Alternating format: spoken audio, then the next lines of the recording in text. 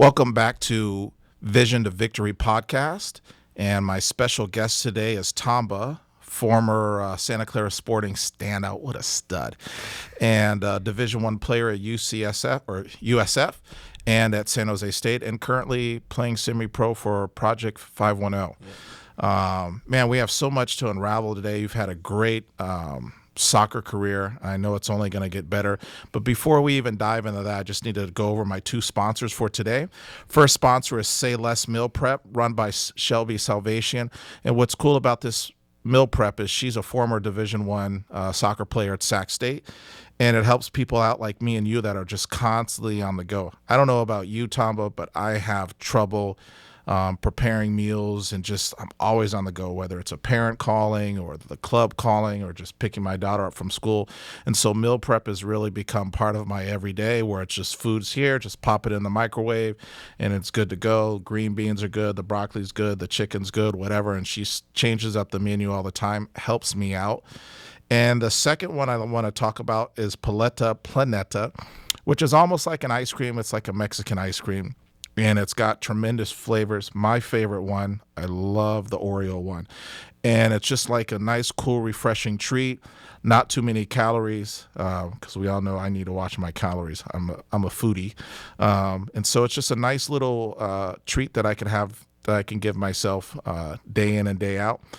And it's also run by a former soccer player out of the East Side. And we're going to actually have him on the show pretty soon. But it's a cool little shop that he has. And he started out really small, and now he's just selling them like hotcakes. But you got to try one.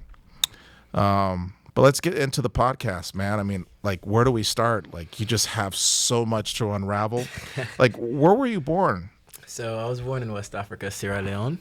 And it's a small country on the west coast of Africa, a very tiny population of about over 1 million, so a really small group of people, and I'd say we're like the party people outside of Lagos for sure. Nice. What age were you when you moved to the States? So I was very young. I left my mom with a, how do you say, like a sucker in your mouth, like the bib or whatnot. So I was very young, so I can't really remember, but I'll have to ask.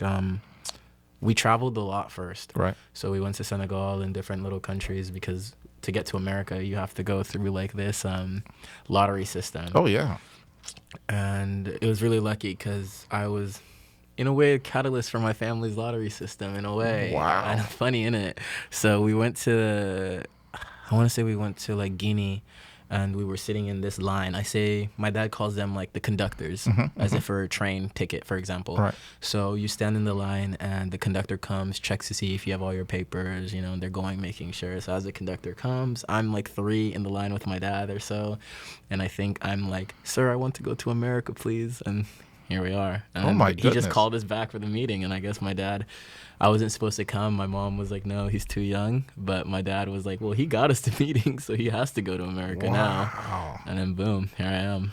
And did you guys move into like San Jose, Santa Clara area, or did you move? So yeah, when we first came, we landed in New York, I believe. And I don't know how long that was, to be honest with you. It's a blur there. But I know when I got to California, we stayed with like a boarding home when we first came. So that was a little bit rough. And we stayed there until my mom came later, where we had to, I guess, sponsor her Oh, to wow. end up coming. So my dad worked really hard. He worked while he was a single dad here with me and my brother. My brother got like taken in by his Latino friends, because he was playing soccer in East Side San Jose.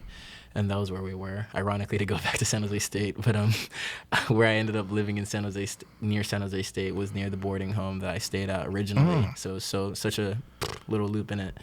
But my brother gets picked up by the Corona family, I believe. Not to shout out their name, but they shout out their name for sure. They helped him out a lot in his soccer career, and the family owns like a construction business, I believe, or works, and they would help my brother out by taking him in, taking him to games. He paid for Pac Indios, actually, Sporting's rivals in it. Wow. so me and him are the opposite heads of a coin for sure. So he starts playing with them. I stay with my dad, as I'm still very, very young, still a Todd. And then my dad's working at Target and working hours while also going to medical school. So I was helping translate my brother translated from my dad, and then later I would help translate from my mom when she would come to America and end up going back to school. So speaking of translations, like how many languages do you speak? So I'm pretty fortunate, I think. I'd say my dad was very, not smart, but he definitely exposed us a lot very soon to Right. different mentalities and different ideologies of thinking. Right. Being open-minded, and I think that helped me get into my language because I'm very I like to talk, I like to be communicative, I like to chat to people. So I speak English, French, Spanish, and Portuguese, and some Creole Oh, in there wow. as well. And are you still fluent in all those languages now? Yeah, for my French and Spanish, I have 4 and 5 on my AP test, and then so California certified. Nice.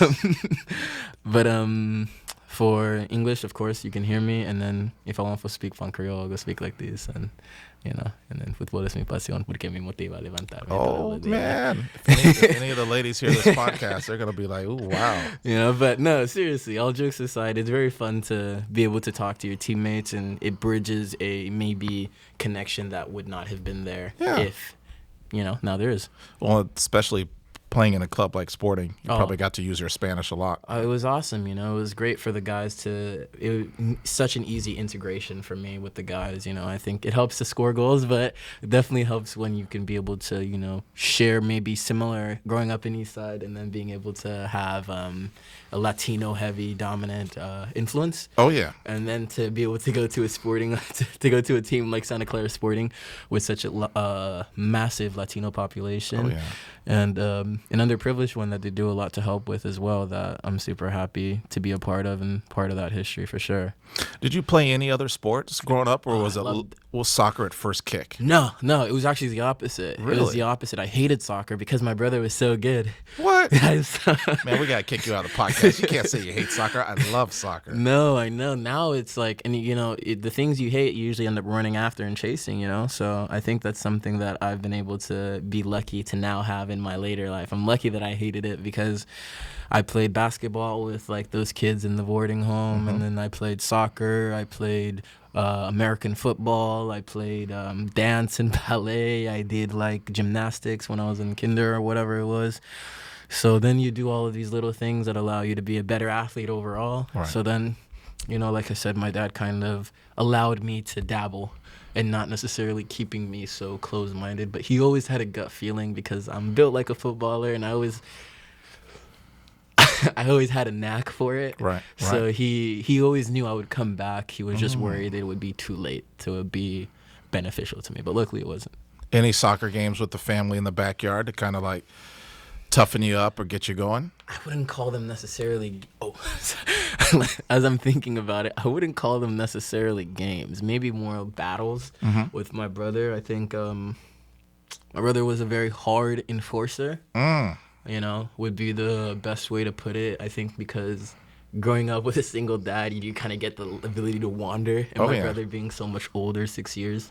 Oh, wow. He got my parents at their best. He got my parents at their most, they're fiery, they're most energetic. So he's definitely a bit different from me in that regard. So I think he felt that he had to be more of an enforcer to make me not be too American and keep a little bit of my African roots. Did he introduce you to his elbows and stuff when you guys played? So that he would hate me from saying this. I'm gonna say it though, but he would step on my feet with his studs. Ouch. So that I would, if a player running or trying to get under, doesn't even bother me anymore, because from like the age of like 8 onward, he would step on my studs just little by little, incremental. Yep. So that I could be tougher. Right. And of course the running, and he's an older brother, and he didn't want to have a bad little brother. Right. So I remember him saying those exact words: I don't want to have a bad little brother if I'm gonna be good. So he made sure I wasn't. At what age did you start playing? Officially, I'm a late bloomer, so I was I'm pretty lucky in my maybe gift or so you could say, but I'm a late bloomer. I kicked my first ball maybe like 11. Really? Maybe 11, 12. And I just jumped in and just automatically right away and just understood it. I don't know how. That's a late bloomer. I was a late bloomer. Maybe my mom might even say 13 when I joined sporting was like when she felt like, oh, he gets it a little bit, you know? Were there any clubs you played before sporting? So I had little bits of like clubs here and there, trials here and there, but nothing like concrete. I got the chance to stay overseas for a little bit, 2 months, but didn't. Unfortunate for me, I guess, you know. I wasn't good enough. And how was it to put on the hoops jersey for the first time? Because that, I mean, you know. I remember my first game. We drove down to Morgan Hill. We played a Latino team, so you know they were big, they were strong back then. They were tough. I don't know how they are nowadays, but when I was a kid, man, you were coming up against 6 foot tall 13-year-olds. You know, guys that were just corn fed. So for me, it was really hard. Nah, it wasn't. But my first game, I think I scored a hat trick, and I think what was hard was I know it seems mental, but maybe keeping my excitement in. Because, like, you know, I'm one of those people where I get that chance and I love it so much and I seize it. You know, I want to be there. I wanted to be there. So I remember my first goal was like a cone drill that I had set up a couple of days before because I try to see what I'm going to do and then I try to go do it. So, like, I set up a cone drill on the right side of the box. Steve Robertson puts me in. Justin Slavin wasn't there. He was coaching another game. I go, get the ball from Cole Pond on the left, dribble the entire team, get to the right side of the box. I remember as a kid, I used to dribble all over the field for some reason. Dribble to the right side of the box, defender comes, cut to my inside, cut to my outside, shoot bottom post. And I still remember my first ever sporting goal like that. Wow. Like, it was like, I remember one of my mates was telling me about the team and how hard it would be to break in. And I was like, man, don't worry about it. Damn. So you felt it right away. I loved it. I mean, like that's so, you know, you go to the corner flag with the boys, and there's nothing better than being there. That's the best meetup spot, you know, after a goal to the corner flag. Let's go. I don't want to meet anywhere else. You guys had a good stack team there. I remember Cole Pond and a couple of the other guys, but that was a good team, man. No, it was. We had a lot of guys go really good schools. You know, Noah Robertson ended up going LMU, and they just went like, I think they went, you know, Final 8 of the NCAA tournament this past year. Cole Pond went to UC Davis, and they went to the final of the Big West this year. You know, Aaron Edwards, he was there before I had gotten there. He's now, of course, went to UCLA and then went to San Jose Earthquakes now, one of the signed players to Quakes too. So top ballers from, you know, that group. Was Cade on the team? Because Cade Cowell played for the O2s. So Cade Cowell would guest play with the O2s from time, but that wasn't during my time. So I didn't get the luxury of playing with Cade Cowell during our developmental years, but I do believe we played against each other when he was at Ballistic. So that was a good battle. Was Justin your only coach there at Sporting? So Justin was my coach primarily, and he was awesome. I'm not going to lie to you there. Some of the things Justin would tell you to this day are impactful, you know, because it wasn't then that I needed it, but it was later. And that's something that I even take now onto my coaching, and like, don't worry, it doesn't matter right now, but just know that when you need it, it's going to be there. Yeah. You know, and I don't know how, you don't necessarily even know how to explain that to players, but I try to come from the aspect like, dude, I'm still a teen. We're basically near the same age. Right. You know, I'm telling you from my experience going through this and getting the offers that you want. Right. That, you know, this is going to help you later on in life, not now. Man. Well, Justin was good. I mean, and he played professionally over in Europe too. In Germany, so, yeah. Yeah, so he was able to pass down knowledge from his own game that he developed and the little things that he got from various coaches. And that O2 team was very successful. No, 100%. I think, you know, real estate's doing him good, but I think the world of soccer in California might be missing out on one. Definitely. Definitely, for sure. Is there any one thing that you remember that he might have said to you, or a coaching point that's kind of like just like stuck with you? Tomba, a good player knows how to think a step ahead. Never forget that. Man, coaches can be so impactful in kids' lives. It's massive. It's massive, the impact that they have, because to this day, like, I'm like, Tomba, you're on your toes. If you're in, I literally remember Justin yelling at me from Field 2 on Santa Clara Sporting's the turf park. field? Yeah, Field 2. I'm in the corner near Field 3, and he's like, Tomba, if you're going to stand there, at least think of what you're gonna do next. Might as well not look at the ball. Look around you or something. And I'll always remember that exact thing. He's like, if you're gonna stand there, at least look around to see what you can do next. Man, that's a little nugget that he gave you there. But it didn't make sense then, you know? You're 13 hearing that, just starting kicking the ball. So, like, competitively, outside of just, training on your own and all this stuff, my dad used to always tell me, you're not going to get picked up just training on your own. I was like, yeah, well. You showed him. I was like, just watch, mate. So after you played for Justin, you ended up playing for John Azevedo. How was it like playing for John? Such a completely like flip of a coin, Like, Justin so like calm and very, nonchalant, like Justin like a young coach. Right.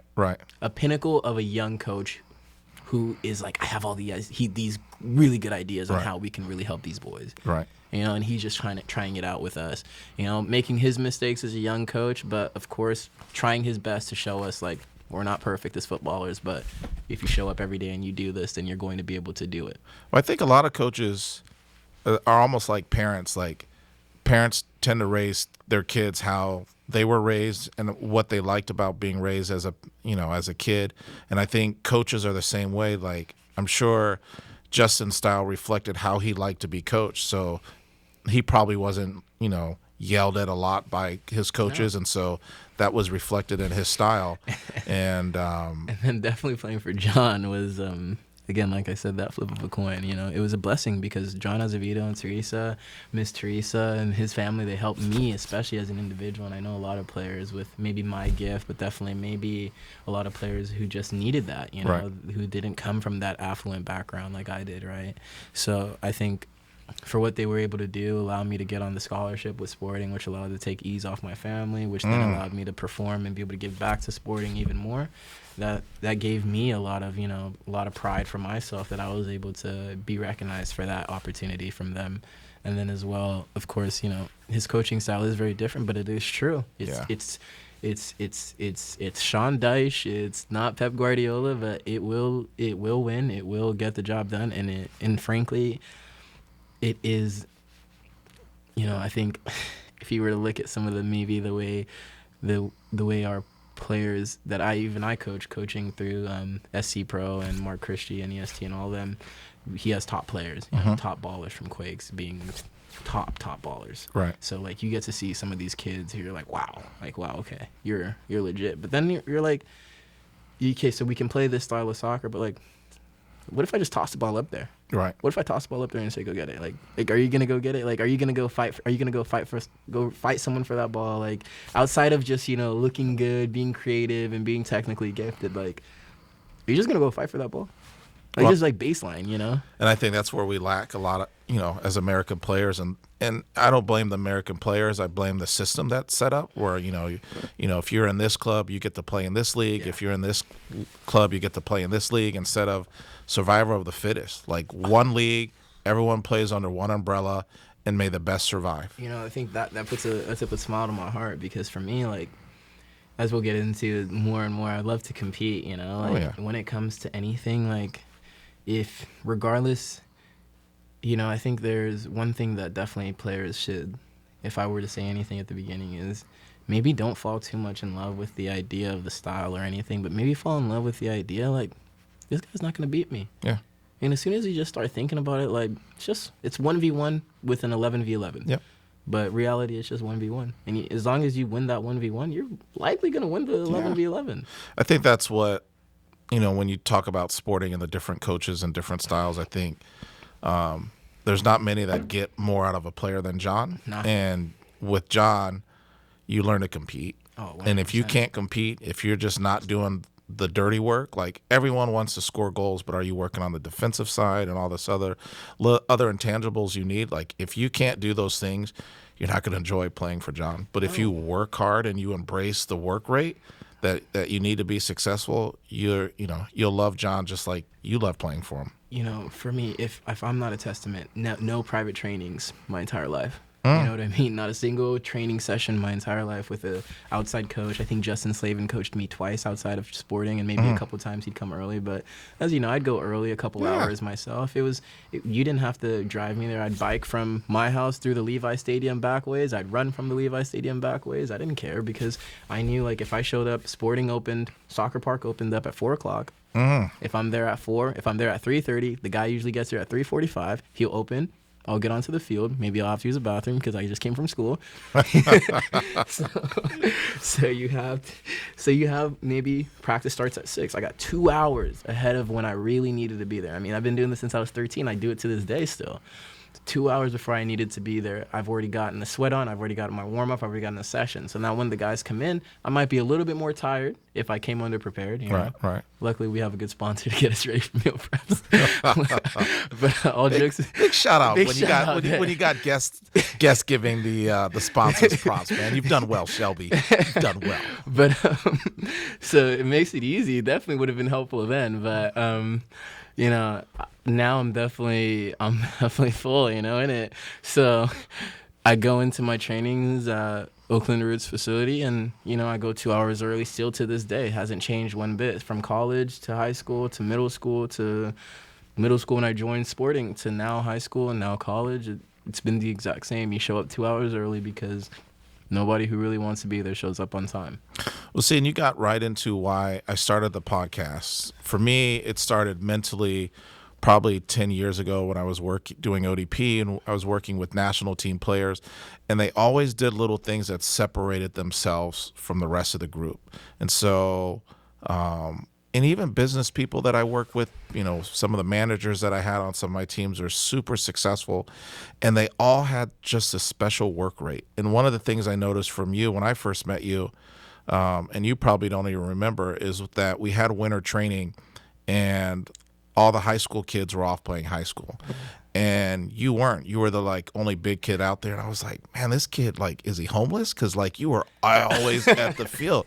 And, you know, everyone knows that the fields are open at a certain time, but you were there like first practice when I would get there at like 4. And last, and I was like, okay, is this guy homeless? Like, you know, like he's always there. I didn't know. I'll be honest with you. So I don't remember those days. Oh, dude. It's so funny because like, people ask me like, do you think about it, or like, how do you feel when you're it's like a blur. It's like you just like, I know like, okay, today I wake up, go to the gym whenever I have to, get to the field early, do your touches, coach, whatever you got to do from the rest of the day there on. After, go to the gym, recover, run, recover, go to the gym, maybe later, maybe go to the field again, and then you're running, or maybe you're doing some touches, probably not striking if you've been running throughout the day. But that could be like a standard day. That's like the baseline, you know what I mean? Maybe then on another day, it's like something different. But like, I knew as a kid, I was like, there's no way me just going to practice was enough. Like, it was like school, because like if I wanted to be good at math, like I do math at home. But see, I run into so many kids that show up like 2 minutes before practice. And then at the end of the season, the parent will say something like, well, my kid hasn't improved. And it's like, well, what are they, you know, we train 3 days a week, 2 days a week, whatever. What are you doing outside? Like if you want to be special, like every kid that I've coached or been around, they're compulsive about it. It's like, it's not just like something that they do willy-nilly. It's who they identify as. I'm a soccer player. I'm going to work to the best of my ability, whether it's 30 minutes a day outside of practice, whether it's an hour. But like so many kids that go, I'm only going to get better at soccer when the coach is there. Like, I think, you know, that's something that, you know, maybe I'm not trusting. I'm a bit skeptical of people, you know, even at a young age. I was like, no, I was very arguable. But I think because of that reason, it allowed me to be like, you know, I grew up with a single dad. Like, I knew what reliability was and wasn't. You know, I had a very clear indication of like, okay, adults can be reliable on this and adults can't be reliable on that. Because circumstance in life, whatever theirs is, whatever mine is. So I understood that from a very young age. So I didn't go into the training thinking like, oh, Coach John or Justin is going here to make me better. No, they're like, even as I tell the kids, it's like a toolbox. Like, here's the toolbox. I'm giving you the toolbox. You know, this is a wrench. You can totally hit it, and it will make a nail go down. But a hammer is better. Oh, yeah. So, like, it's like, yes, the coach is giving you the tools. Man, I love that. You know what I mean? Like, he's giving you the tools here. And it's up to you to realize, like, yeah, the manual is here. He's going to show you the manual. Practice the manual. Here's how you do it. You go home. If you don't practice how to build something, probably not going to be a good carpenter. Yeah. And it's just like a basic, it's just like logic, though. Man, I love that. You got some like little tidbits in here. I see a future coach in you, man. When when it's all said and done. I love it. I love it. I really do. I think I'll be honest with you. Football has given me everything in my entire life, to this point that I'm sitting here, to the car that I'm driving, to everything that I have, to this jacket that I got on, to the sweats that I got on, to the shirt that I got on. I'm and everyone hates it, you know. My whole family hates it because I don't buy clothes, because I'm so like, you know, I remember my mom, crazy. My mom used to give me $20 to go into like a week at regionals because we were coming in after she came and having to pay off the debt of bringing her over. We were poor for like time, you know. Oh man. So like that's why I would be at the field, because like, what am I gonna do? Like, go home to what? To go sleep? No. You know what I mean? Like, I'm just gonna train, go eat, go sleep, go to school, and then do the same thing again. So like that was my logic, because like I didn't have a phone, I didn't have anything. So like, my parents knew Tomba would be back within 30 minutes of 8 o'clock after training. So we'll trust that he's back. If he's not back, we'll wait 15 minutes and then we'll see. Ask Coach John, ask Coach Steve. They used to have to go to my house to either pick me up or get me bailed out of my parents for getting in trouble, you know? Oh, man. But I was a little wild kid. But I think that allowed me to always want to be there, you know. And I think with sporting and going to the games, and you know, I think what helped me later on as I'm going now playing with Oakland and understanding the value of scoring and the value of, you know, you score, you get a little bit of something, you know. So because when I would go to tournaments, I'd go with only $20, so I knew if I scored, the parents would pay for my food. So I would end up coming back with more money, and I'd save that money for the next tournament. That's a win-win. Literally, because I would come back with either like a jacket that I would win, and like that's what I mean. Like, I've gotten this as such a habit from like my youth of like winning my jackets or winning like any of the regional stuff, that like now like I'm like I wear like all the stuff that I have, like I've earned it from, you know, because it's such a genuine habit. Like, it's serious. Like, it's freaky though, because like I love it. Like, all my root stuff is the stuff that I wear now. Any particular parent that kind of like, because it really takes a village, right? People they don't know that. Like, they don't know that. It takes an absolute community. Yes. And I mean, I can shout out a bunch. I mean, the Kelson family, Paul Kelson, Willem Kelson, Monique, and Brad Kelson. They helped me out. They're actually in Los Altos, not too far from here. The Robertsons, obviously Steve Robertson. Like, Steve Roberts, I wrote my college essay about Steve Robertson and his impact on me as a black African and African becoming an American, going to college as like the first person in my family to go to college. And big shout out to Steve. He still volunteers. He's the president of Santa Clara Youth. He doesn't even have kids that play anymore. He still goes, you know. So like, Steve's been doing it forever, and he's helping the next generation do what they can with the benefit that he's been able to provide. He has me, Aaron, a number of other players coming through as well that will end up going to the next level, whatever they decide that they want to do for themselves in their lives. So we're all definitely going to be excited to show him how we go on with our life. Any other parents on that team that 100%. The Thomases, Miles Thomas and his family, they have like the Thomas Chair Company, actually. Shout them out, they're fire. But they helped me out a lot. They used to purchase my flights so I can go.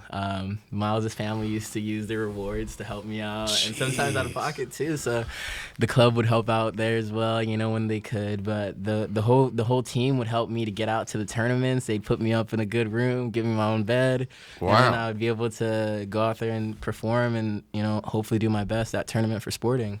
Shoot. So even then, I kind of already understood what it was like to be like getting into the world that I'm going into now. Right. You know, right. It was very evident that that the people who do the smallest do deserve the most. Yeah. Because even though they are doing the smallest in that regard, you know, that little small just builds on. You know, it's like a wave looks so dangerous when it's crashing alone, you know. Man. But then if you look at the whole ocean, that wave doesn't mean nothing. Nothing. Right? But that small wave, when it's crashing and it's really pushing against the current, it's doing damage there. So, like, to me, that little stuff that they did, I see like the wave, because if you're just looking at that wave alone, then it's doing damage. But you look at it from a grand scheme of it, maybe all the people who've impacted my life, maybe it was just a little wave in the ocean, but it was really going up against those rocks up there for me. Man. What age did you think about turning pro? I mean, is there a moment where you were playing and you're like, man, that play was nice. Maybe it's a nice header or a bicycle kick, or, is there something like, that just kind of catapulted you? Like, I can do what these guys are doing on No, FIFA. I always just said it. Really? So my brother would hate me saying this too, because he would have to keep my head from getting too big. Because I would always be like, I can do that. And he'd be like, no, you can't. I was like, watch me. Because I was like, why can't I? Like, why? Like, why can't I try it? Even if I don't get it, at least I can try, and then I'll get it eventually. Do you think he was messing with you, though? Like, he was... Nah, my brother's my biggest hater. Really? Yeah. But do you think he was doing that to kind of catapult? Because brothers sometimes see stuff in you... Later. Before you even realize it. And so, like, as a parent has a role in your development, sometimes the older sibling, like, they could say, like, oh, you think you really can do it? Yeah, go ahead and do it. And they're kind of watching, like, hoping you can do it, but maybe they know, because sometimes, like, I'm a parent. I have 2 kids. And I feel like with my own kids, I'm kind of hitting my stride as a parent. But an older sibling, they take on a parent role, but they're not really even parents. Like, and they don't have any experience. No, so my brother... maybe he's like kicking your butt to say stuff to like that. Man. Maybe that's the only way he's like, I gotta motivate Tomba. No, he didn't have to. So that was the lucky thing about me, was like, because my brother was good, and because I'm so like family oriented and I didn't want to like embarrass anyone. Right. I was like, no way, I'm gonna be bad. You know what I mean? Because like he was 16 years old, working at In-N-Out, driving me in our old Honda Civic that he'd gotten, to like Watsonville at 16, 17. Really? You know what I mean? Driving me. Jeez. No, 16, 17. That's been like 18, 19. That's been 18, 19. Not 16, 17, but 18, 19 for sure. Maybe 16, 17 He's too. brave. My Yeah. daughter's 15. I don't even like her driving like across the street. Like, so she's over there like, man, keep me out of this conversation, Dad. But he would drive me everywhere, and if he couldn't, the Kelsons would pick me up. And I mean, the ponds, man, the times I would sleep in, like, oh my God, like, oh man, the times these people would have to wait for me, because I was such a like, okay, so maybe I did have to be a little motivated, but I wasn't like, I was a bad game prepper. I was a great, get to practice, do my stuff, make sure I'm ready for the game. But when the game came, like, I would sleep, I would take my time, I maybe wouldn't eat, maybe I'd make an egg, maybe I wouldn't know what to do because I didn't have the knowledge. No one was telling me, because my brother was a freak of nature. He'd wake up, eat Takis, go get a soda, go to practice, go score maybe a hat trick that day, whatever. Like, he was so like, because I think I mentioned earlier with you off the cast, was that my dad, uncles, and they all played, some level of professional, whether high or low, back home, prior to either giving it up to then go to school or become a doctor, nurse, whatever now. Right. So, like, with him getting that experience with my dad and kind of it being in us a little bit from a very young age, everyone around us in our country plays football as well, very big footballing community there. Because of that, playing in the cages, my brother, I think from 3 years old, was playing with like the 11, 12 years old, so, and he was very motor cortex-y build, very athletic, So I think seeing him not have a regimen forced me to not have a regimen, but we weren't the same. He was playing since he was 3. I started out 10 years later, basically, from him. So, like, that's ridiculous. Completely different timeline of what our bodies could endure with playing and not endure with playing. So I was going off of him, sleeping, doing this. So I'd wake up super late for so the pawns would have to come knock on my door, and I'm like at my apartment, like just snoozing. My dad's having to be like, hey, the neighbors are saying the door is being banged in. Waking up. Man. I'm like, go and try to have a good game after that, And the pawns are on time because Mike Pond is on time. Mike, Mike's a teacher now at Valley Christian. Mike's a stickler for time. Oh, man. You see Pond, and he's regimented like Pond. I remember getting into the car and just thinking, man, I just can't talk. I just got to make sure I get a couple goals today. But that stuff prepares you, though, because I'm glad I went through it younger than later. Younger, learning like the embarrassment and having to be like, sorry, guys. So you feel like you came out the womb with confidence? Yeah, definitely. I think my mom would probably say so. I definitely would, maybe not confidence, but I definitely would willing to try it. I definitely wouldn't shoot myself down, like I'm not like that. That would be pretty redundant. Right. I would think, right? Yeah. Because like if you shoot yourself, like I want you to shoot me down. And then I have to go and, overcome it. That's an obstacle. An obstacle isn't created if you create it. See, that's crazy because like people, like when you watch players develop, to be a good player means that you've made a lot of mistakes. Like for Yeah. every goal that you've made, you've missed hundreds, right? Yeah. And you've had the confidence to miss those so you could in crunch time make the right ones. And so you see kids now like lack confidence, and parents only want to put their kids in an environment where they're always able to do everything at 100% successfully. And I'm like, especially as a youth player, let the kid fail. Like, let them make mistakes, because you're going to make mistakes and that's only going to make you better. I think one of the things that I agree with, for me now starting out my coaching career, and it's crazy to think you ending your coaching career, it's been the exact same. So I mean, like the whole stretch of this, it's mental to see how we're all going into this this way of maybe coddling, we could say. I think the more we look to coddle our young men and women, the more we're likely to keep asking ourselves, what's going on with society? Yeah. So maybe there is a correlation, but who do I know? I'm just a kid. But I think if from a soccer player's point of view, though, in terms of coddling, I think today I just went over at the SE Pro camp and I was telling kids, I was like, hey, I always talk to them. I'm like, I'm not a coach. I'm a player. Right. All right. I'm like you. I'm just an older version of you. Right. Whether you get to this point of me is up to you. Right. But to get to this point of me, there's one rule that is very true.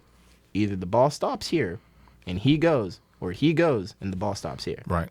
But both of them aren't going past you. It's a mindset. It's a mindset. It's an understanding too, though. So maybe they don't. So I give them the benefit of the doubt and the hope that no one's just told you that plain and blunt. Right. That, hey, you can't get past me. Yeah. If no one's done that, and if someone has, now we have a problem. But if no one has said it as blatantly as that, we'll let it slide. Because there's different levels. Yeah. I had a Nonus on. I did a recording earlier or late last week. And one of the things that he said is like, he had Coach Carlos, Brazil, at Sporting. And he's like, man, Carlos is on us. And he appreciated it. But some of the guys were like, Carlos is on us. But Carlos played at a super high level. And Anonis now is in Portugal, and he was doing trials in England and stuff. And he's like, man, the level that Carlos was trying to get me to is the expectation out there. Well, it's not even the expectation. It's like the bare minimum. Yeah. It's the bare minimum. Yeah. Like you're telling me you can't show up an hour early. You're telling me you can't get a couple touches in. Mm-hmm. Like it's the bare minimum. Yeah. It's just like I just call it maintenance. Yeah. Like if you're not doing training on your own, you're not doing maintenance on your car. Yeah. Like Justin would always tell me I'm treating my body. Oh man, I was so bad. Talkies after a game, talkies before a game. Like you think like these kids think they were bad. I was so bad. Justin was like, Tamba, you're like a Ferrari treating it like a Fiat. And I was like, oh, you're right. I went home, learned how to cook, whole bit. You know what I mean? Mental, the whole bit. Learned how to cook because I was like, oh, I'm a Ferrari. I'm mental. I'm fast as heck. I just took it and ran with it, right? Right. So like, if you're a kiddo now and you think like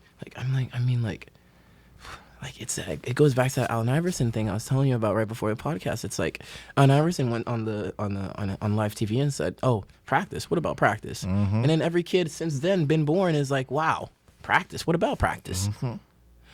But it's like Allen Iverson got to that point and was like, "Bro, like I know how to turn on." Yeah.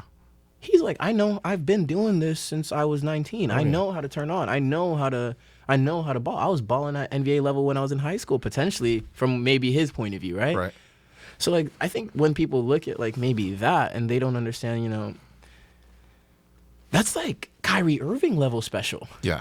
Oh yeah. Maybe if we say Kyrie Irving works in the gym, right? Right. But Allen Iverson was Kyrie Irving level special, but natural. Yeah. So now if you look at it in natural with hard work, of course, not to belittle his level of work, but to get to any point of any level of professional, you have to put in hours of unwanted time that is hard so that you can have lax time that is easy. And you're just now doing maintenance. And while no one's watching. And I mean, for me, my favorite thing to this day is going to, certain fields that are isolated and going there, doing some of the most outlandish, crazy, hard things that I would never give to a kid now.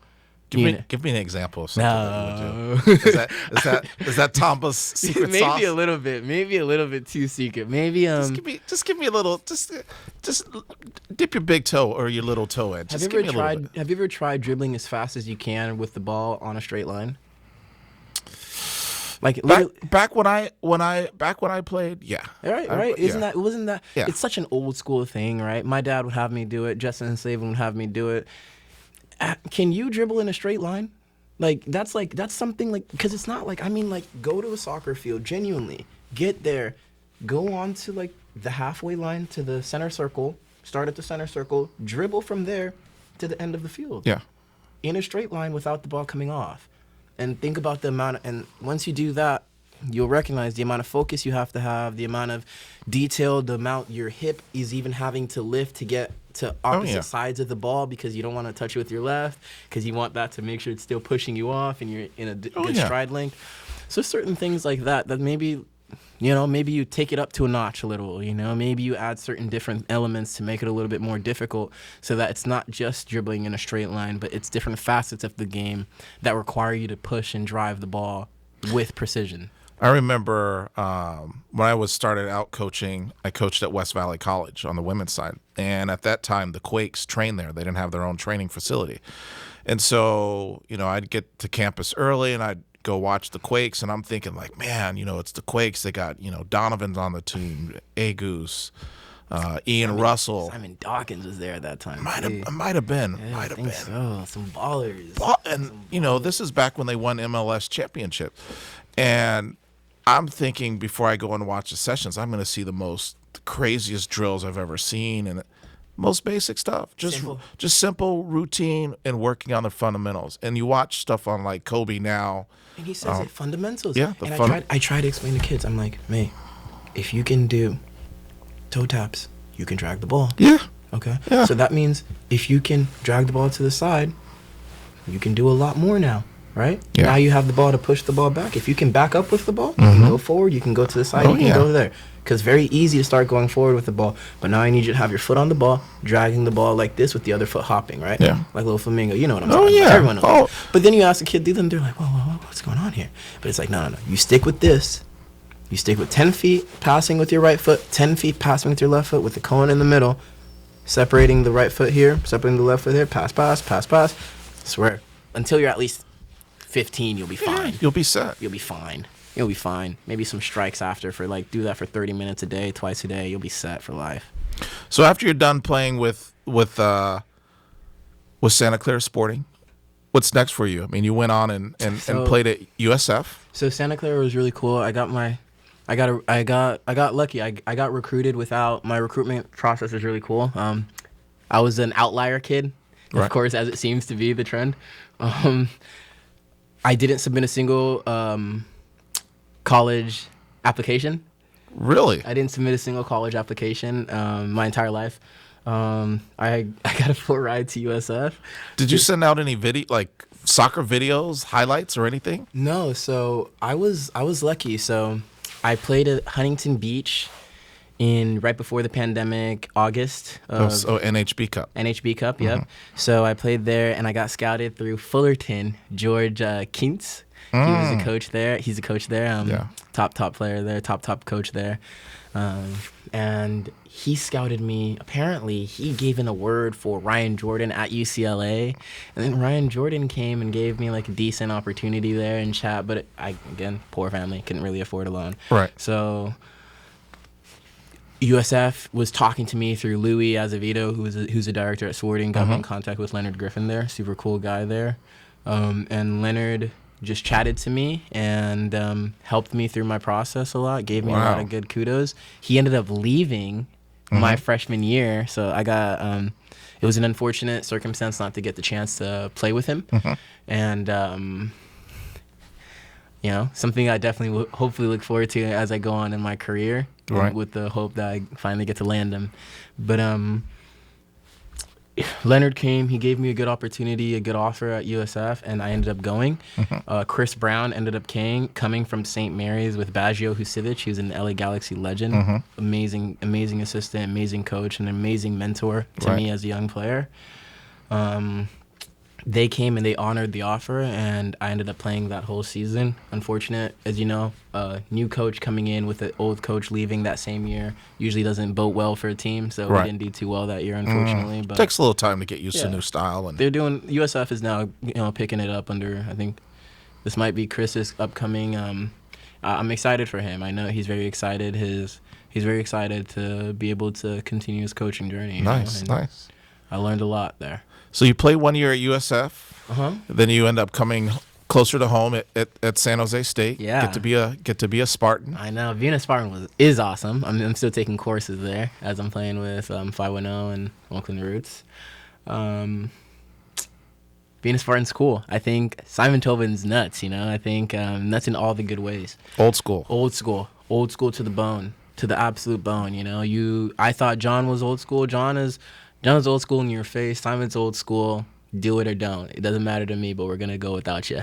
So you know, he's very ruthless, and I think that was good for me. You know, I think a lot of the things he told me was, you know, making sure that I became much tougher and in different aspects of my game, and making sure that I take, you know, aspects of my fitness and all of those things very seriously. Because I think, you know, growing up, being a little luckier and maybe a little bit got away with it a little bit, you know. So I think when it became like, okay, the level is like maybe a little bit here and here. Right.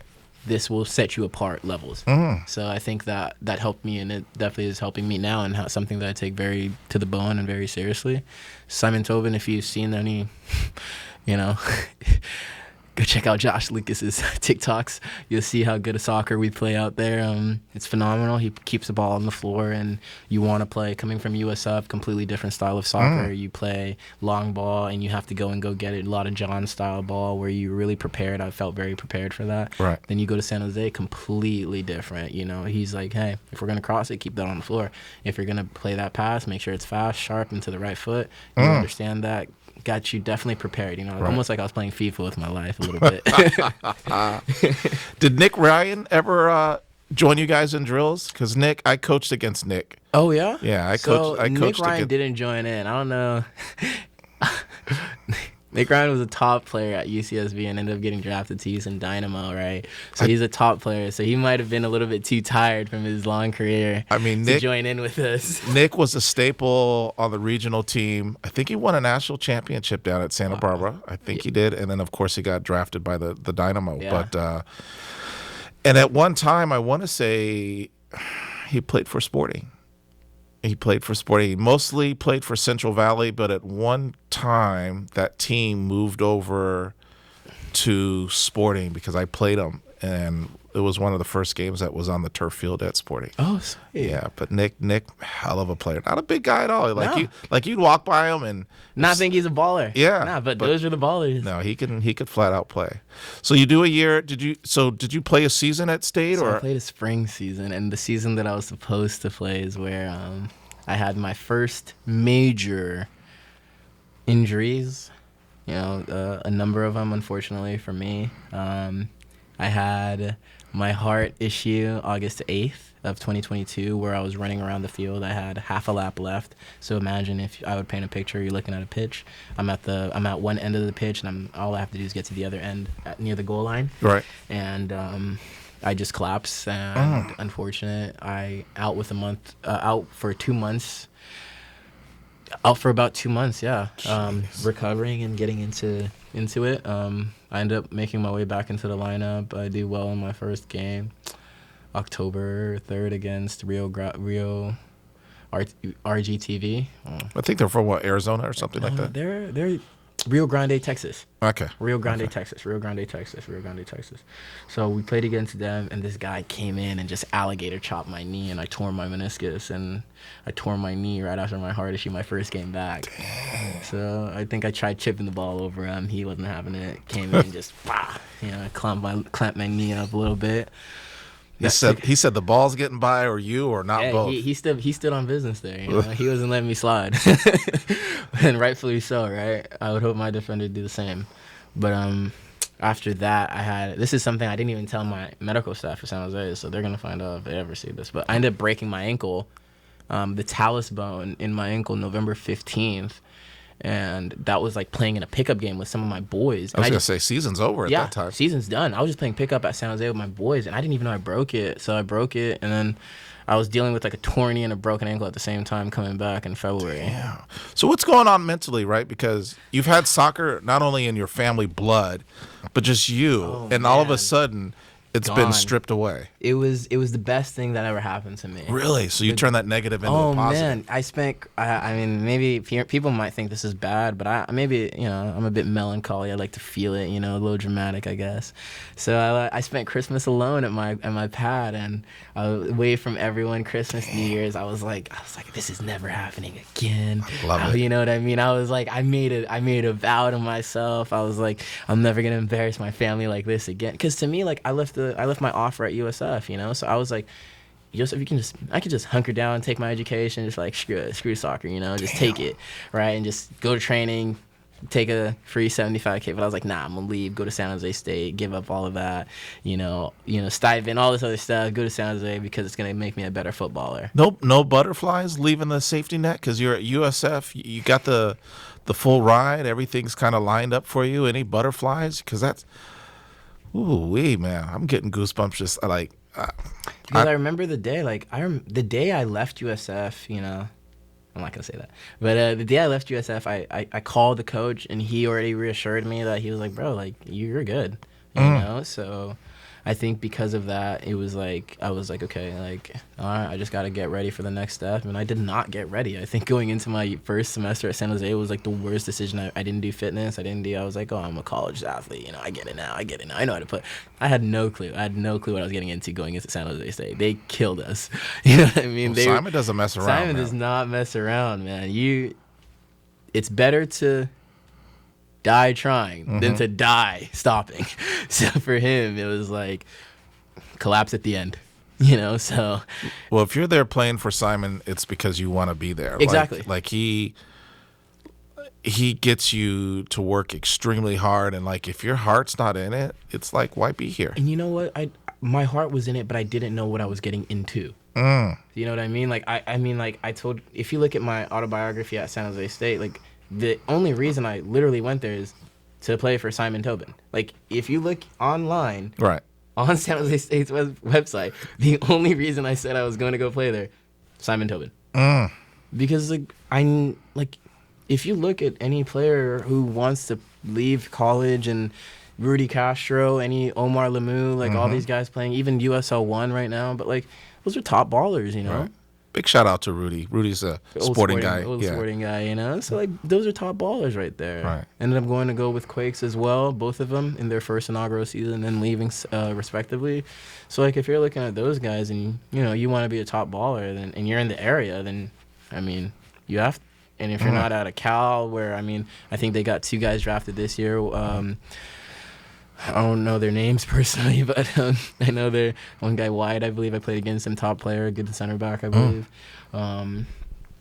6 and center back, but top players. If you're not playing for any of those top guys, top teams, then San Jose State, where the Quakes themselves go to train sometimes for when their fields aren't ready. How else can you feel like to be there? You have Roots who are just able to drive down. You have, maybe Fuego who's out of USL 1 able to drive down. You have Quakes. You're in San Jose. You don't got to go down that far to find Quakes. So you got a bunch of teams in the area who can watch you in the city of San Jose, So for me, it was a no-brainer to go and at least learn. Right. And I think once I'm a quick study, So once I learn and I take it, I keep it. Man. So walk me through the process. You're at State. Now you're thinking about maybe turning pro, semi-pro. So you have some offers on the table. So that wasn't on the table. It was something that I kind of just snapped at, I was like, this is my logic. Right. So right now, 19 going on 20. I'm going to be 21, 22 by the time I graduate. There's going to be another 17-year-old out there. Right. And he's just going to be as good as me with another upside. So I was like, bro, I work 3,600 for 4 classes. I was like, I can make that. I was like, screw it. I'll just pay my own semester tuition. Jeez. I was like, whatever. I was like, rubbish. Let me leave this. Let me go try my luck.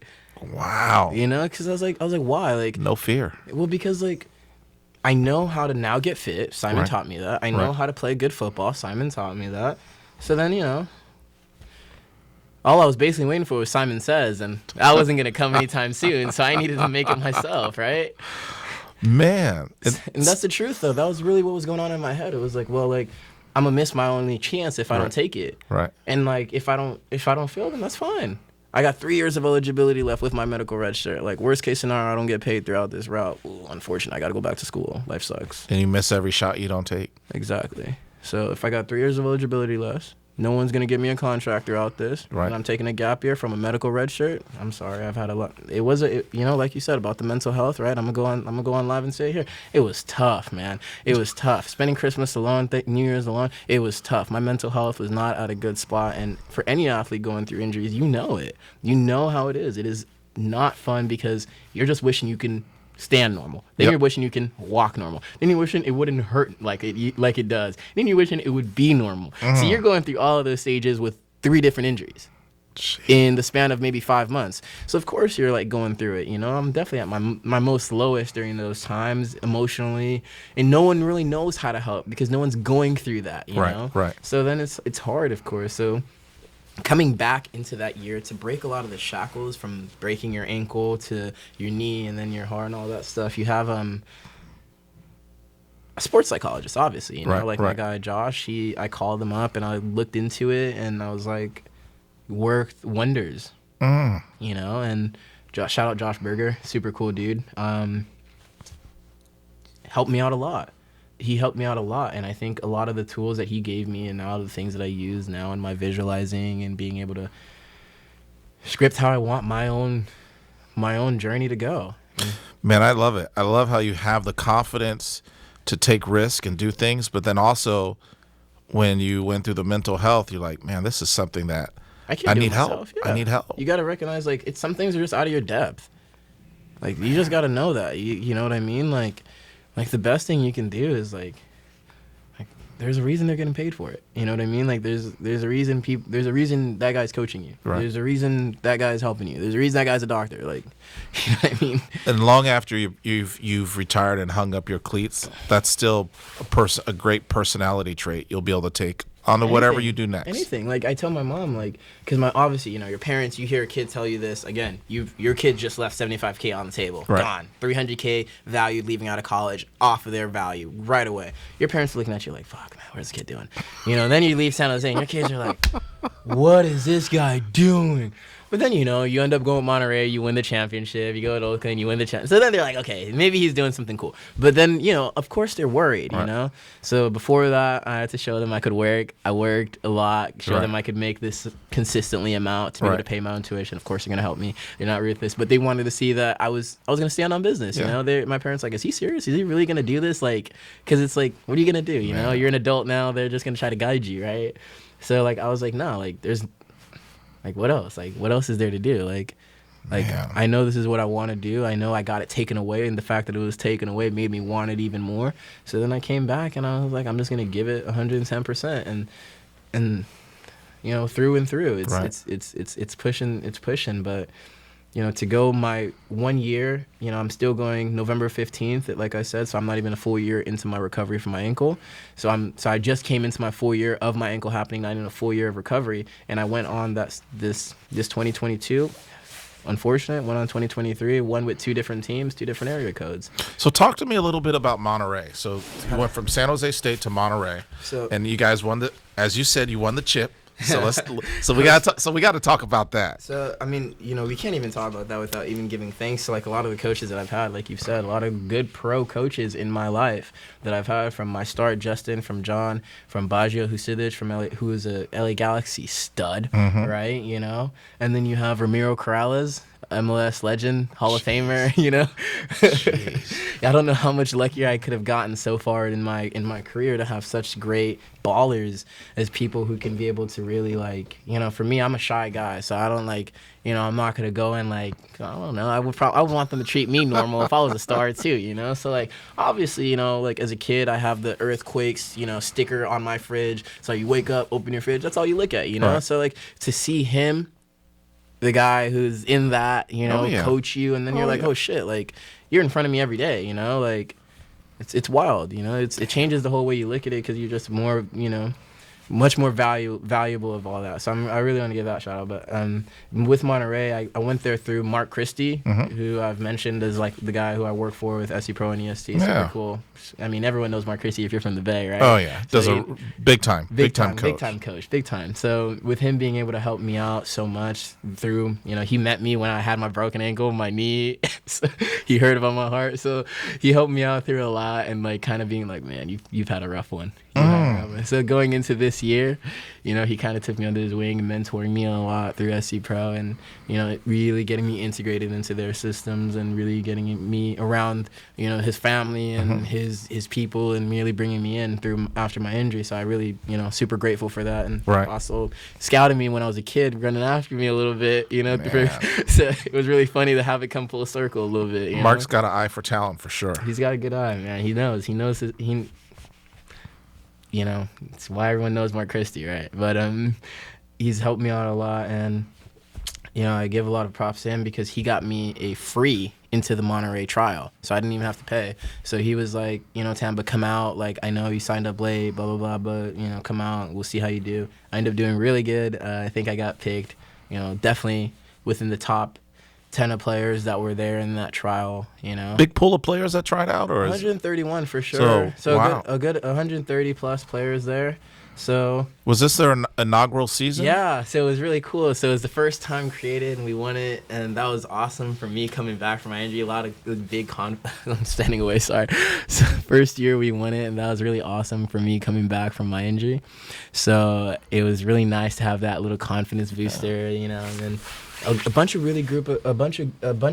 good group of guys there. Similar to my first year at Santa Clara Sporting, I played with a lot of, Salinas has a big Latino population, so being able to play with those guys and seeing their culture and how much they value it a lot really gave me a lot. Our captain Hugo is really big and influential. He really led us through. Pierce Wallace, I believe his name. I don't know, Pierce. He helped us a lot. Cam Bolden, while he was there, was a big influential figure. He played at Sporting too for a bit, I believe. Oh wow! So like a lot of good top players there, and some of us commuting. I'm commuting from here to go to Monterey every, So it was a big challenge for a lot of us, and we all really made it work. And for us to really come out with that win, and for Mark Romero, Coach Adrian, who was another big factor in me, and getting me to use my body and my physicality after my injury a little bit more was really nice. So being able to have those guys kind of be able to help me out, and it was hard there because I didn't start most of my games. I started like 2 games while I was with Monterey. Wow. Coming off the bench because, the beauty about playing for someone like Ramiro Corrales and his football knowledge is he's a winner, and he's going to set the team up to make sure that we are doing what matters most, and that's winning. And in the most professional sense, when you get put in, you got to perform. So I think playing under him really put that emphasis at that next step, that 5, 6, doesn't matter, bag it, get a goal. It's as simple as that. And I think with that ruthlessness there, it was lovely. It was awesome. Wow. For me, I remember after our game against Ventura in our final, who had won the USL whole national-wide 2022 season. After our game there, I remember going to the hotel and like just running miles and miles and miles right after the game, because I was like, oh man, like I don't want to ever, I want to be able to give more than I can take this feeling, so I don't want to feel that feeling versus what I can give. I'd rather give more than the feeling it is that is making me, feel that sadness of losing. I'd rather give more than feel that. So that helped me out a little bit there. And so I took time, got really fit, went to Oakland Roots from there.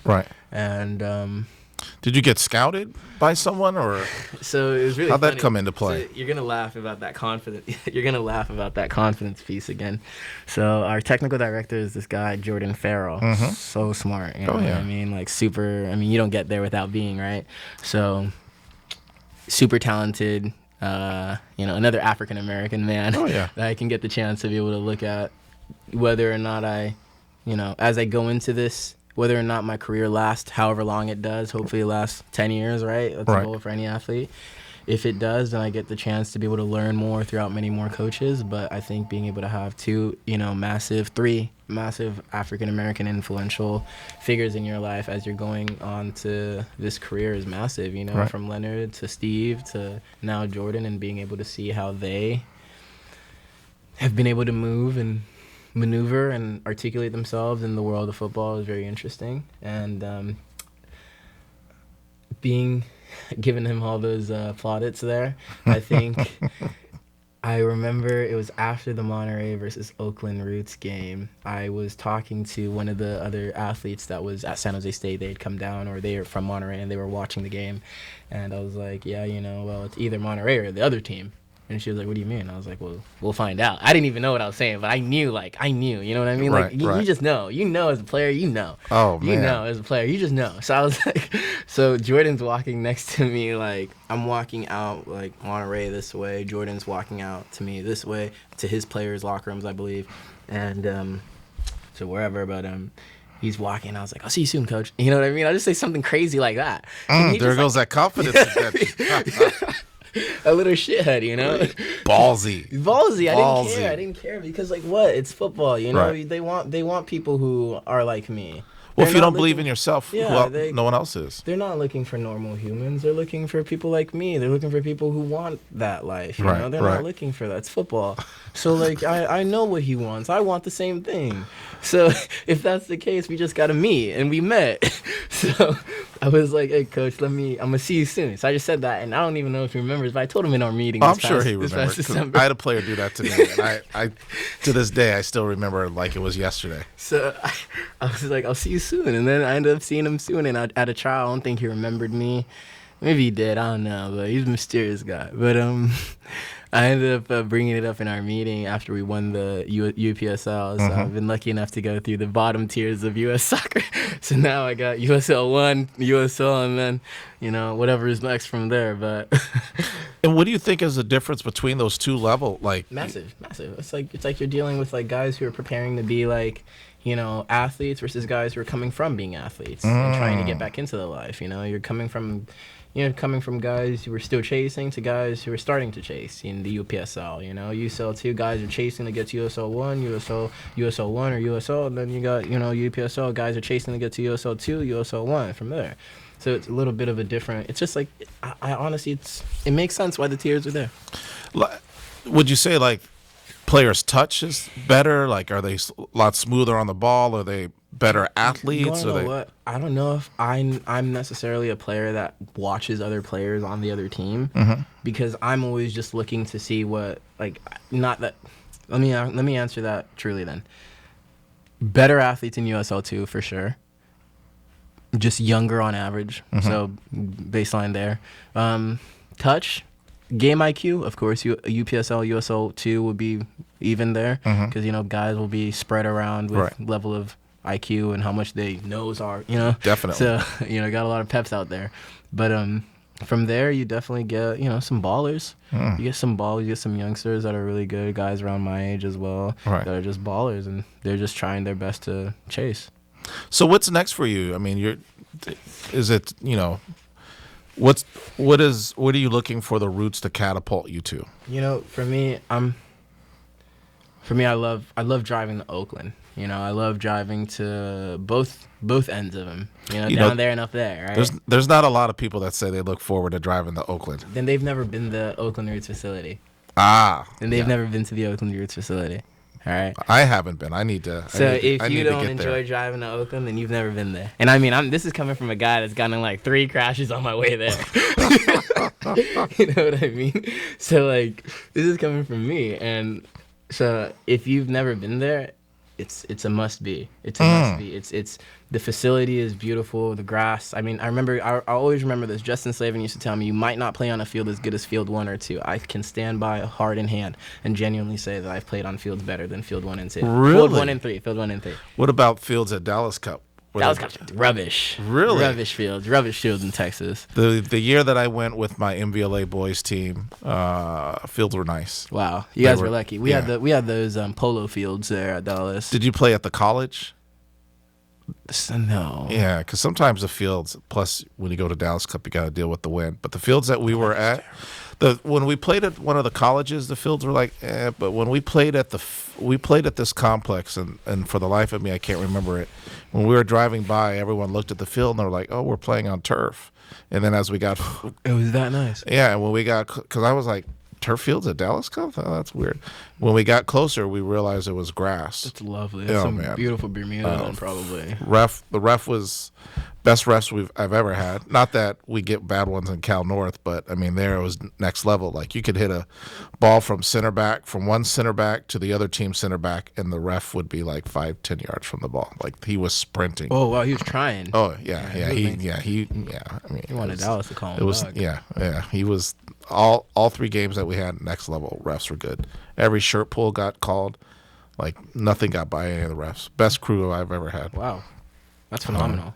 So what's next? I mean, are you MLS? You looking to go over to Europe? So that's awesome. Thank you for asking. I'm super excited. You know, like for me, I'm super excited to start the journey. You know, as of right now, depending on when this goes out, I my goal is to obviously plan on getting back to.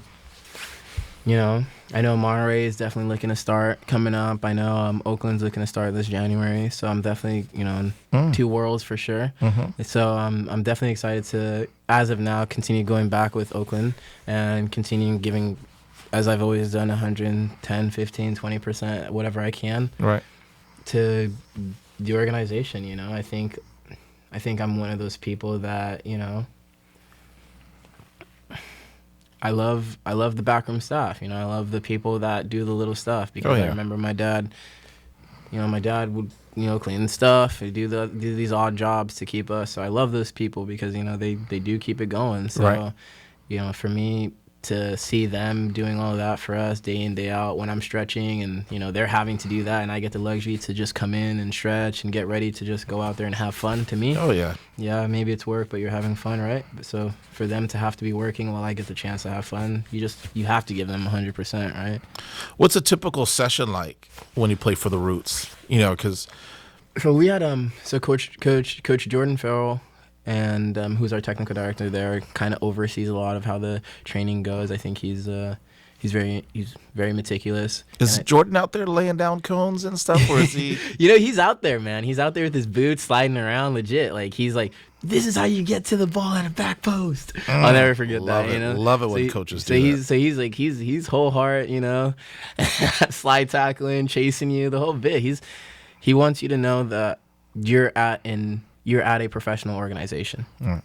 Yeah. Are you guys starting with rondos every practice, or? So we start. You head in there with me. I'll probably do my session a little bit earlier, and then head in, and then start doing like a cool down, and then maybe a meal, and then head out again, and then a little prep.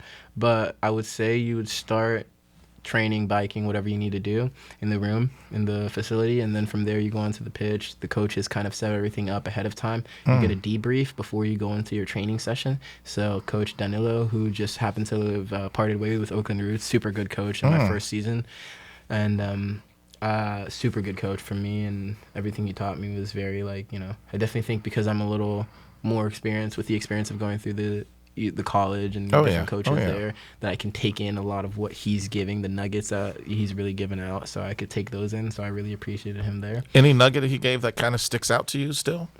You know what? A lot of half space movement and understanding my off ball movement in relation to the player across from me. So making sure me as a left winger, left wing back, left back, striker as well, that I can be able to, be positionally aware. And understanding the cues is like, oh, Tomba, you don't even have to go behind. You can come inside. You can do these different types of runs to give a different look to your midfielder. So like those, because he played as a midfielder as well. So he gave a lot of different avenues for me to be able to consider. And and I mean, for me, like that was what I missed out on. Right. Because I was such a counterattack 9 growing up, such a winger growing up, that I didn't necessarily need to be told. It was just like, Tomba, go out there, do your thing, and I would go out there and I'd do my thing. I knew the goal was to get a goal. Right. So as long as you understand that, as long as you're going towards the goal, you're probably doing something right. Right. So I always understood that. So no one really necessarily took the time to actually kind of do there. Coach Danilo really put me in. I wonder if Coach Jordan was part of it as well. I don't want to, give credit to just one person, but in what I saw, I was put into multiple different positions in my first couple weeks there. Played as a right back, right center back, left center back. I played everything, literally. So that gave me super impressive, because I felt at San Jose maybe I might have been capped out as just a winger. But I think at Roots, them kind of recognizing maybe, then they kind of saw, played me as a right back to see what their left winger would kind of do from this position.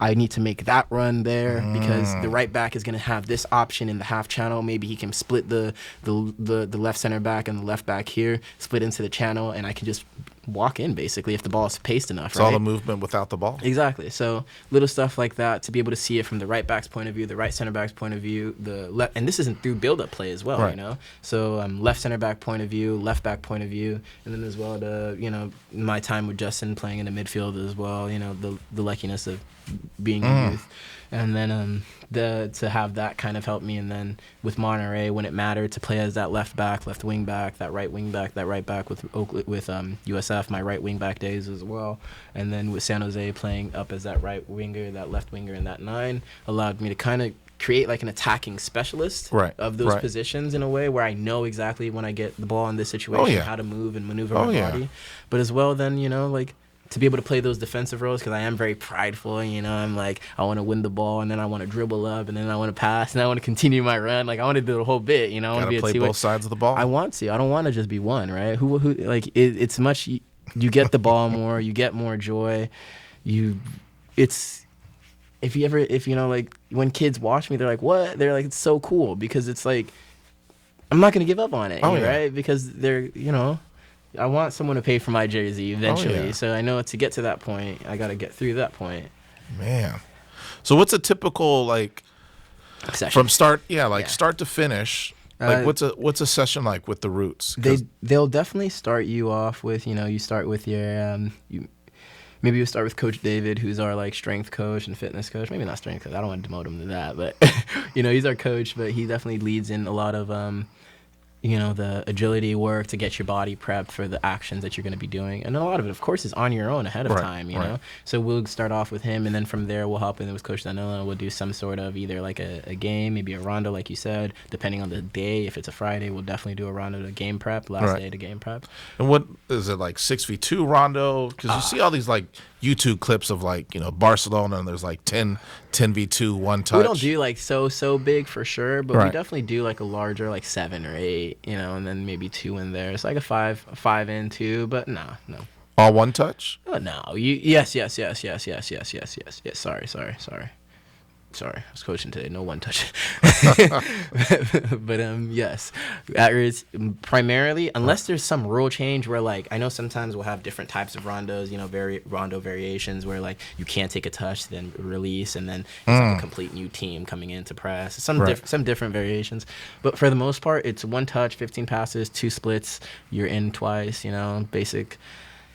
Just like don't go in. Yeah. And then from start to finish, how long does the practice last? Practice can be about an hour and a half, 2 hours. So it can be, sometimes it can be a little draining. Very rare, very rare that they'll overload you like that. They're very considerate of how they overload and underload us, as they say. Heart monitors on too and everything? No heart monitors. No. What about at State? No, none at State. I never had them. I've never had them from never. USF withheld them from us for a time that they were getting recalibrated or whatnot. What? And San Jose hadn't had them while I was there. I don't know if they're getting them. I don't know if they have them. But while I was there, we didn't have them. And then at Oakland with Project 510, we don't have them either. Wow. Yeah. But I wonder, the Roots organization, maybe our first team does. I don't know. I don't meddle in their stuff personally. I just go to our locker rooms and head out. Do you guys ever play the first team? I know they have prior to me getting there, from what I've heard. Mm-hmm. I don't know how long ago that was. I don't know how knowledgeable that knowledge is. But I know for the most part, I believe they have. So it's gonna be intense. Big brother playing little brother, varsity playing JV. No, if you're a little brother and you want to be better than the big brother, you're definitely excited. You're Man, I'd definitely love to excited. watch that game. You're definitely I'd love excited. to. So we're going to touch a little bit on back to your youth side, because you played in one of the most prestigious tournaments, and it made me think about it. Just talking about Dallas Cup, you guys actually made it to the semifinals. Yeah. One, which is big time. I mean, a lot of teams don't even get out of group play. So do you remember that I love event? it. I remember every single game. I remember our first game, our second game, our third, fourth, and fifth. Anything special about Dallas Cup? Oh man, it was probably the game where I understood myself as a player. What do you mean by that? You know, I think for me, I remember this play against a team from Guatemala. They were an all-star team, and I still have the clip. I have the clip in my head. This big, like 6'4" Latino defender is defending me. Ball gets played over from Javi, and he plays it around. It's on the right-hand side. I'm here. Shouldn't be any reason that I should be able to cut inside, so I can't. So I go outside more. Then I chop it inside, get on the inside left of him, cut back outside to cut him off, and I shoot near post. And I think that won us the game. Nice. But I think I'm such a tournament player, you know. Like I was always so passionate about it because it was such a moment for me, and I love those moments, you know. So like I would always love like the regionals and the surfs and all of that because like I think a couple years in regional, I was like top goal scorer and stuff. Wow. I think my last couple regionals, I was the top goal scorer, and then I think my first regional, I think I had 5 regionals. I think 4 of them. No, I was supposed to have 5. I only had 4 because of COVID. But 4 of them were supposed to be... My first one, I was second top goal scorer. And then my second one, I think I was like, I want to say like top 5. And then my final 2, I think I had it been like top 2 in assists and goals that year. And then we won it my second to last time at regionals.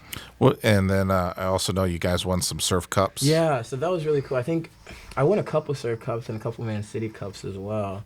But I think in those ones I never really counted as much tournaments because I would always usually get top goal scorer for those. So like the ones that were hard were the regionals where it was like everyone was like the zone, the vibe, everything was there. The nationals, that was hard. I think Noah got the golden ball off of me that year. Nice. And Noah Robertson, he did super good tournament that season in Kansas.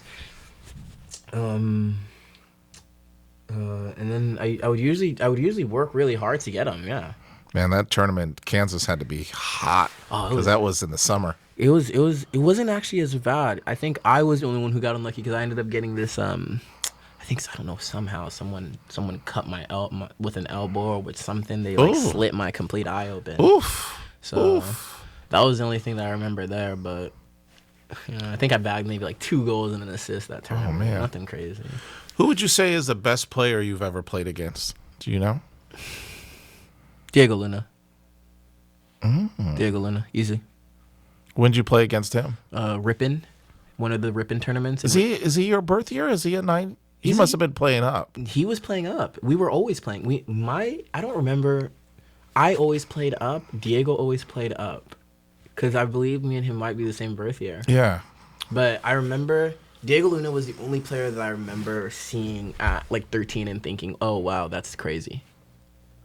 Wow. You know, like, because it wasn't like, it was obvious. It was like, yeah, he was a husky guy. He was a thick boned guy. But he was like, you shouldn't be moving like that. Man, his pedigree, not a lot of people know his story, but he grew up. I mean, the family's a Bay Area legend. Yeah. From his dad. I think his dad, Beto, played for the Quakes. Wow. His one brother, Gio, played for Sporting, for Carlos's 92s. I coached his cousin in Palo Alto. She full ride down to San Diego State national team. Wow. She was in the national Baller team family. pool. Oh man, Family of studs. Oh yeah, his Jesus the Christ. brother Armando played at Dallas Cup, and this is back when Dallas Cup, when they had the national team, the 17 stay in Florida, and so they would play. The national team would play at Dallas Cup, but they Wow. would play up a year. So top player. Oh man, yeah. So his brother, like, and the dad Beto, biggest calves I've ever seen. I know they all have big bodies. it Like was just- they're like, Oh my god. like, have you ever like? I mean, you haven't, but I don't know if you played against any of them. But like an elbow from Diego feels like steel. Oh my goodness. Like he's like it's actually like heavy on you. Yeah. Because I remember he picked up the ball. I'd gotten subbed off. Justin subbed me off this game. I was playing poor, I was so nervous. I went late. It was so bad. But how do you say? I remember, like, I went in and like I went in for like 15 minutes. I was playing so bad. And like I remember, like I tried to take the ball off of him, and he put his left elbow out, and I still remember how it felt on my chest. And like I remember my brother was there. My brother was looking at Diego and Aaron, and he's like, "Those guys are men." Like they had legs like horses then, like Aaron Edwards and them, because they were on the team with Jeff Jenkins that time. They're that DA development Earthquakes team. So those guys were like killing everyone. They were winning regionals. They were winning everything a year up. I knew Aaron when he was younger.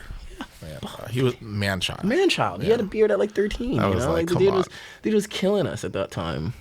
But it's really cool to get to see him experience his dreams come true as well, and get to go and compete against them as well. So I'm very excited for those new battles that are gonna definitely come up.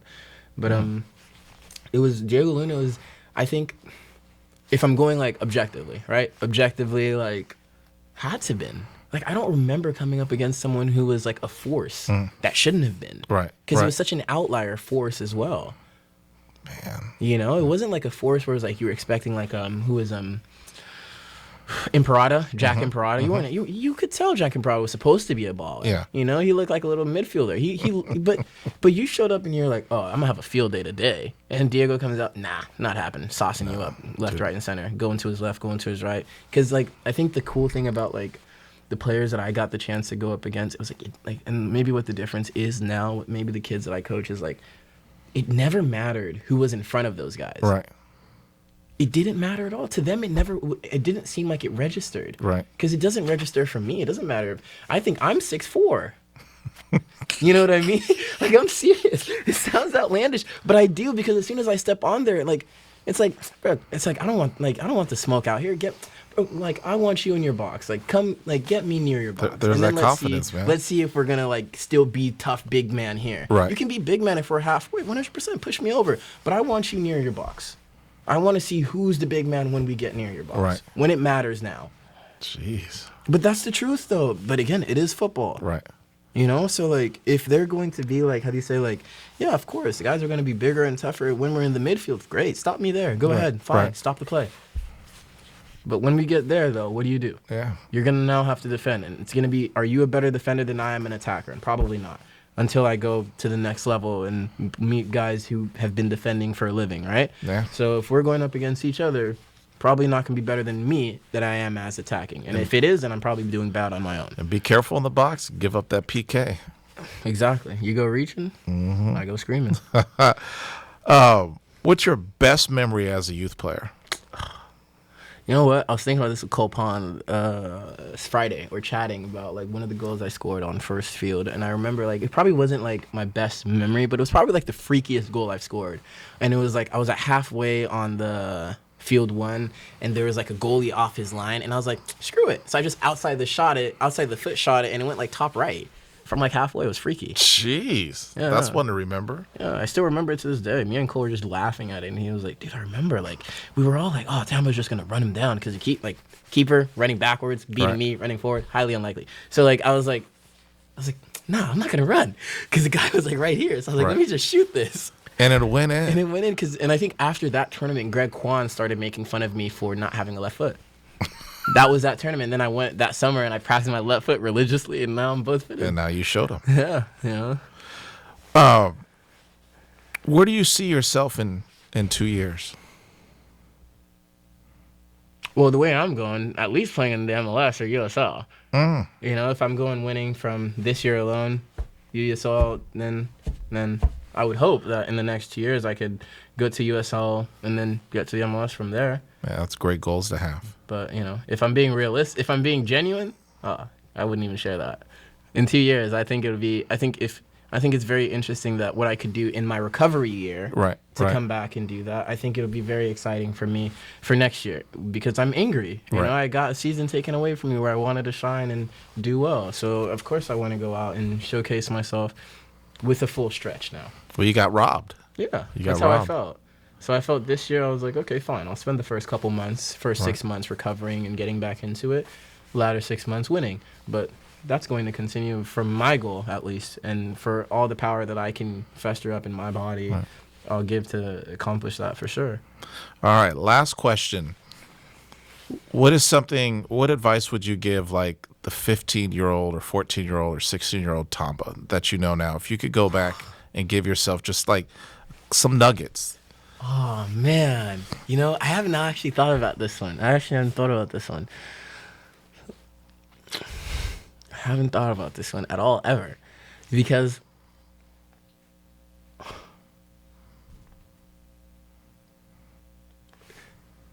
it's okay to be you. Yeah.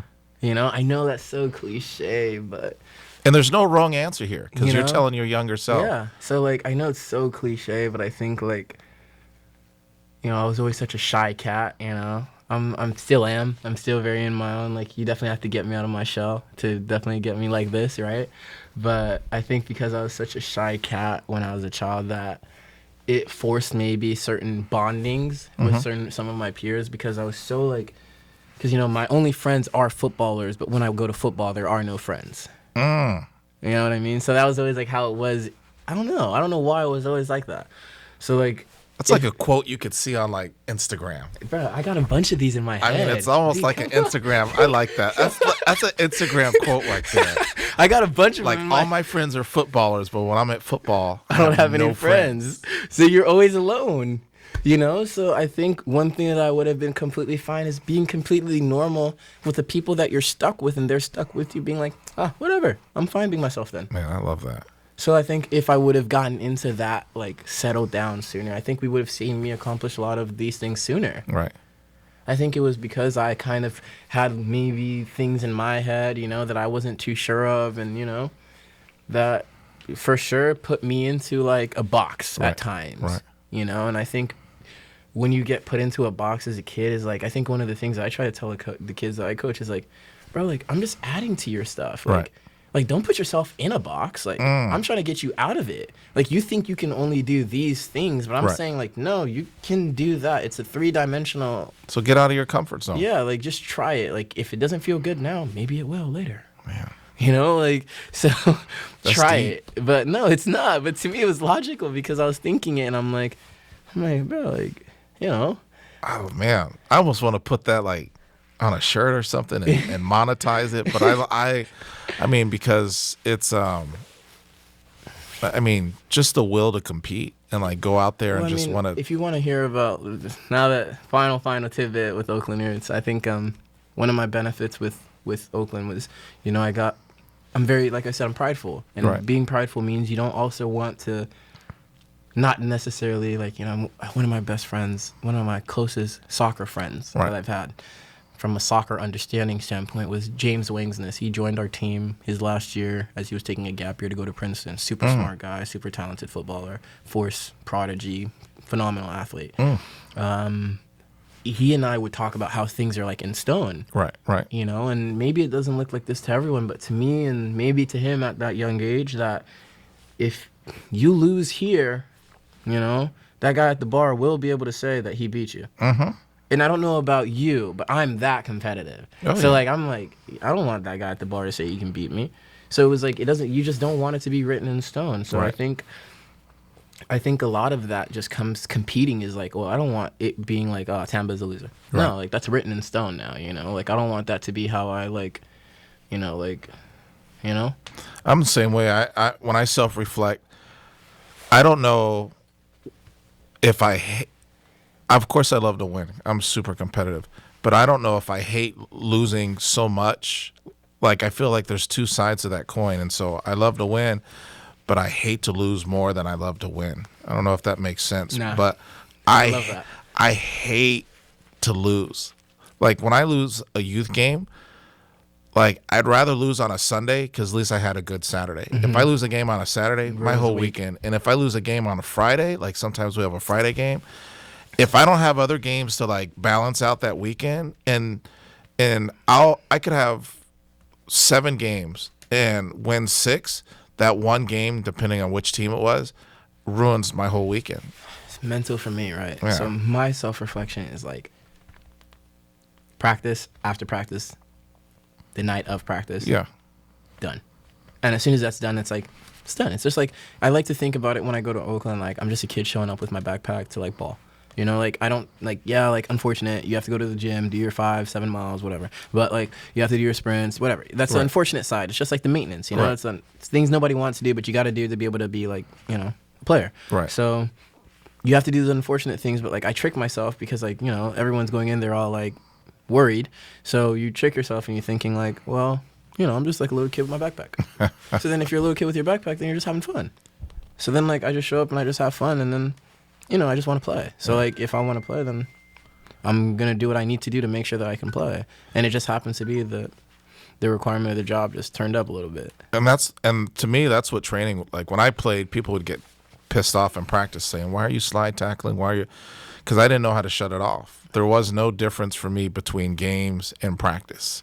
Even my teams that I train now, like, it's so funny when the kids come back from high school, they're used to not training with shin guards on. My pet peeve is practice is to prepare you for games. So even mentally, like, my kids, just know you feel right. Yeah. So my kids, they have to train in shin guards. Yeah. I'm so tight about it. Sometimes I'll say, hey, you can't train today. You don't have your shin guards on. Because, like I want you to go in hard.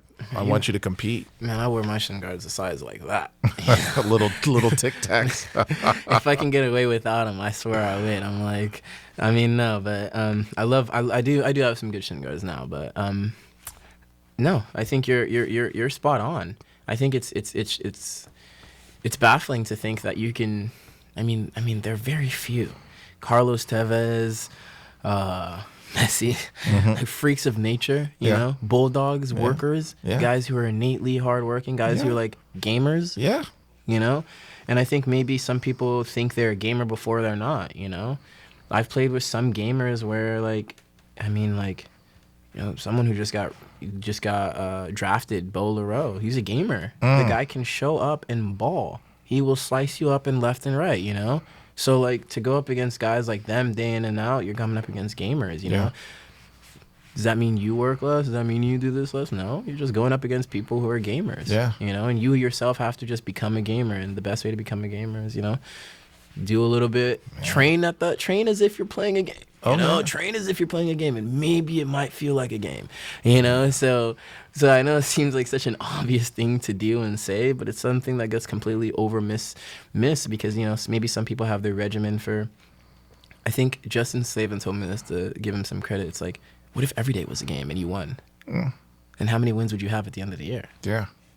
You know what I mean? Like, and that's something that I think about all the time. So I'm like, you know, you stay on top of it even when you're off right now, you know. And like, I know Jordan probably doesn't like me saying this, but even when you're off, you're still running. Like, I'm just a marathon runner now. Yeah. You know, I might not be touching a soccer ball as much, but I'll definitely be running some marathons. Oh, yeah. Because I know if I stop running marathons when I get back, it's going to be very hard to get back on that pitch. You have to have that baseline fitness. Baseline is massive. You're like you have a year-round standard. Of course, you can't be in game shape year-round. No. It's not even physically healthy. It's not even, you don't even need to. Yeah. But you have, like, a minimum baseline that, hey, I can go out and knock this out, and I'll never go below this. 100%. And I think, like, a good start, if you have some young listeners, especially some sporting boys, 10-minute mile every single day. Yeah. 10-minute mile, 3 10-minute miles back to back to back. Yeah. Every single day. 30 minutes of running. 10-minute miles. Everyone brags about middle schoolers, elementary schoolers, not them, but middle schoolers, especially if you're in middle school. If you start it now, like, it's compounding interest, guys. Like, it is investing in yourself. It is literally, like, reaping it so you can sow it. You know what I mean? It's compound interest. Ask your parents, like, to explain a Roth IRA to you, and then they'll understand soccer. Yeah. You know, if you can understand a Roth IRA, you can understand soccer, because you're investing in the fact that you're not going to see it for some time. Yeah, and you're investing in yourself. And if you don't invest in yourself, no one else is. Well, who wants to? Yeah. Other than your mom and dad, okay? Like, and you know, as soon as you learn that no one wants to help you, and if you can't help yourself, then everything else becomes very easy. And then you recognize what people mean when they say you got to be your own hero, you know, because, you know, heroes like to meet up together, right? Heroes like to be like, oh, we're the Justice League, we're gonna come together, right? But, you know, you got the Daredevil there, though. Like, he's just sitting out there by himself on his lonesome. No one's really inviting him to come out, right? And I'm just saying that again to say, like, you know, you got to be you. You gotta make sure you're going in. Like, if you're not, it's not gonna work. Like, you can't be some I mean, Jesus, I can't even get into it. I could get into it a lot more because it's mental to see. You know, I think maybe the disillusion that I might give myself is there is no time. Yeah. You know, that might be something that I would have told myself as a kid. Like, oh, I'm young. No, you're not. No, you're not. Just, there is no time. And I know, like, even though I've worked so hard to get to this and I'm going to continue to work even harder, it's like, even then, I wish I would have worked a little harder to make now a little easier. Well, that's that inner drive. Yeah, you know, That inner drive. Because who doesn't want to be, like, I mean, we all started because we wanted to play. Right. You know? So if you just break it down to I want to play, then what do I have to do to play? Yeah. Well, this is what you have to do to play. And then once you get that, then you do what you got to do to play. And if you're still not playing, do it a little longer. Man. Well, I appreciate you coming in, Tomba, and wish you luck, your future endeavors. Thank you. You know, the whole club, everyone that's met you speaks highly of you. And, you know, there's nothing like watching people try to achieve their dream. Yeah. At what age? It could, you know, it happens that you're young.